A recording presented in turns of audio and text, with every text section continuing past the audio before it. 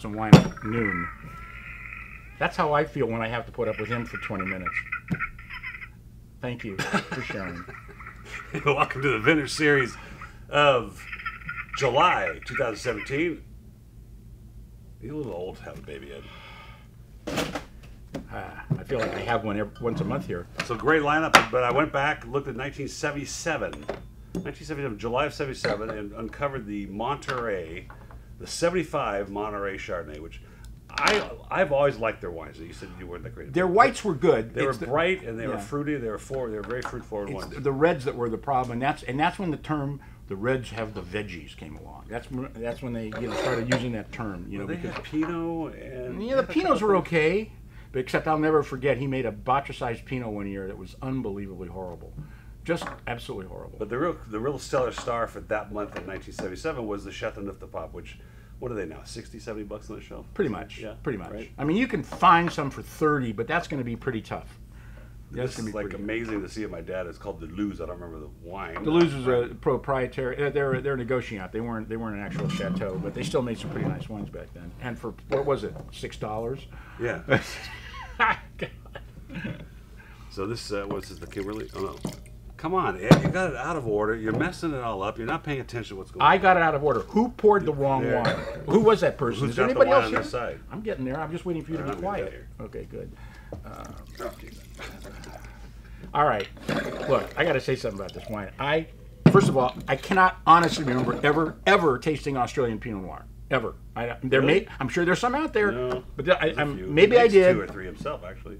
But I was blown away by this wine. Absolutely blown away. Well, I'm going to send the video out, folks.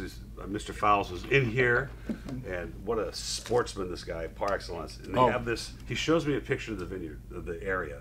And I'm like, that looks like it's the Flintstones' house because it's rocks. It's rock. Right. He goes, yeah, it's like 450 million years old, this area. And then whoever built the winery, which was an ex Coca-Cola executive, built this ultra modern, sleek, stainless steel winery amidst this prehistoric land. Oh wow! It's crazy looking. And he just goes off and just shoots his game, and he swims in the water, and he grabs lobsters. And one of his wines was girls who shoot their lunch. Yeah, girls who shoot their lunch. How can you not love this guy? Okay, all wild yeast, the whole thing. I love this wine so much. I called the importer. I called the winery, and I said, "Look, how do I get some more? I want to get some more." And they said, "No, we're not going to ship it to us anymore." I said, "Why not?" Well, we just don't want to.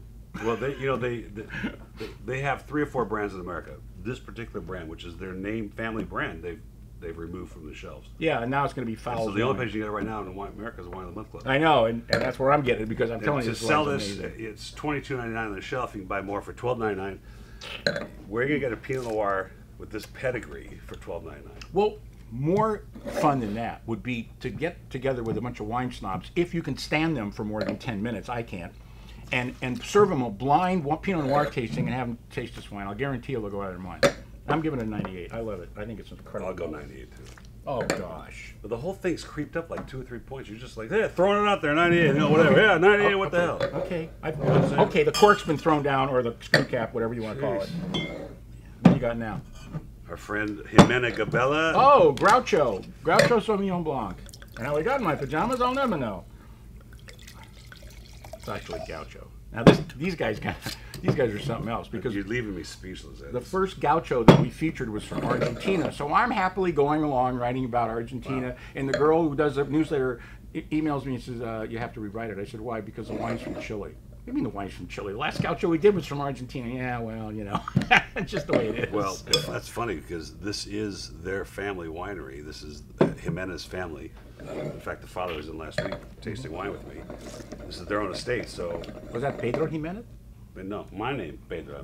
He just passed away. Yes, I know. Bill Dana. This is really, really good wine, by the way. I hate to interrupt with talking about the wine, but the fact is it's delicious Sauvignon Blanc. And as I said before, Sauvignon Blancs from Chile are just delicious. It's such a departure from some stuff we taste from other parts of the world. It's got fat, it's got meat. Look at the color of it even. Yeah, I know. But it's still got tartness. It's nice and crisp. I mean, raw oysters, which is probably what I'm going to have tonight with my daughter to celebrate her birthday, is raw oysters and champagne. Well, take some Gaucho Andino with you, will you? Sure, what the hell. Okay. Okay. Super. She'd probably like meeting a Gaucho. 97 for me. 97 too. That's 97.2, by the way. Now, it's fine. Kimberly. I had a tough time with this. I did too, because there's no Kimberly River. and it's the labeling is like. Yeah, I know. Wow, who drew this? Yeah, Did she get this yeah. from My, high school art my class? 8-year-old granddaughter. So you spend all this she would have money, done a better job. You spend all this money picking the grapes and bottling it and cap colors and the whole thing. You have to go through the bottle of wine, get it approved, and you come up with that. But the wine's really good. So the wine's delicious. What are you gonna do about it? Drink it, pay $12.99 at reorder price, and be happy. What's good? Don't worry. Be happy. You know what I like of this wine? The little bit of age that's in the nose. Yeah, but I mean, it's just integrated.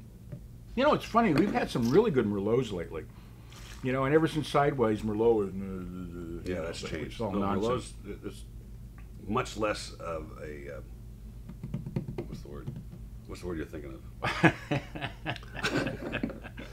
It's much less taboo than it used to be. Well, it was never taboo. I mean, come on. After the movie, it was. No, it was, yeah, but so what? The movie was stupid. I had people call me and say, "Don't send me any Merlots." Oh, come on. Yes. Oh, my God. I'd get a new group of customers. Mm-hmm. That's what I would do. I wouldn't put up with that. I mean, look, Merlots are great. I mean, look, Duckhorn makes put that great up Merlot. against a Bordeaux, for sure. Well, no, I wouldn't, because I don't like trying to compare California wines to French wines, because they're totally different, you know.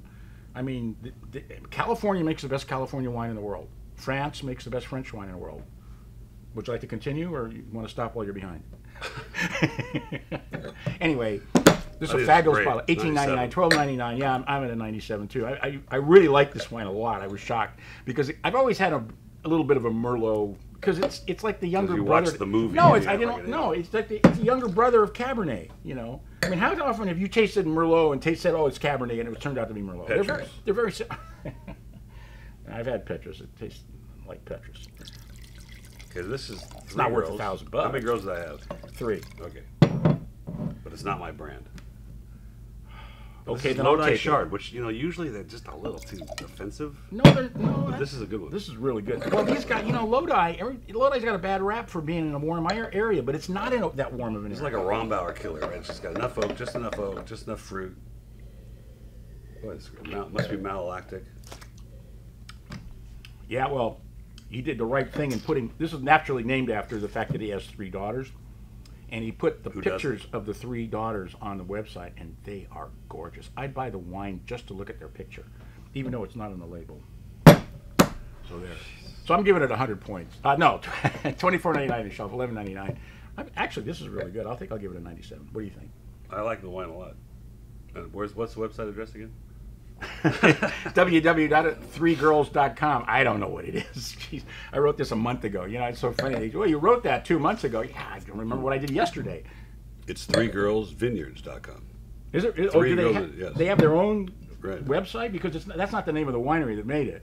Somebody else made it, but regardless. You know what I like is that it's got enough acid still. Yep. And then you get that trailing vanilla oak. You know, that acidity is the name of the game on especially white wines, because you've got to cleanse your palate, and acid's the only thing that'll do it. That's great, Ed. Cheers. Okay. Yeah, cheers. Yeah, that does it for July 2017 Vintners Series. And what's the name of the club again?